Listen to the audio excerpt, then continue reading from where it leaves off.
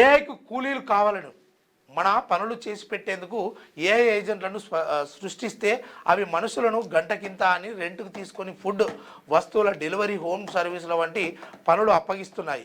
రెంటే human AI వేదికగా నయా trend కొనసాగుతున్నది. ఏఐ తోటి పెద్ద గోసు వచ్చింది.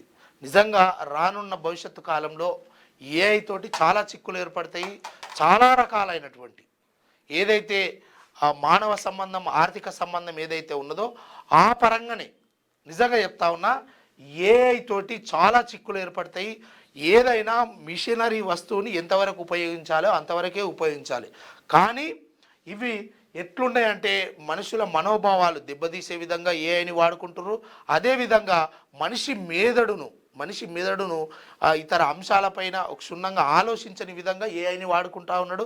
తద్వారా జరిగే పరిణామాలు మనిషి మొద్దువారిపోయి ఇక పని లేని పరిస్థితుల్లో ఈ ఏఐని అందరూ కంపెనీ పెడితే ఆ కంపెనీలలో ఒకటో రెండో ఏఐ సాఫ్ట్వేర్లను తెచ్చిపెట్టుకుంటే ఆడ 100 మంది 2000 మందికి కావాల్సిన ఉపాధి కూడా దొరకకుండా ప్రజలు రోడ్ల మీదకి వచ్చి ఏఏ మనుషులను పనికి పెట్టుకునే కార్యక్రమానికి వస్తుంది అని చెప్పేసి ఇక్కడ ఒక ట్రెండ్ కొనసాగుతున్నదంట.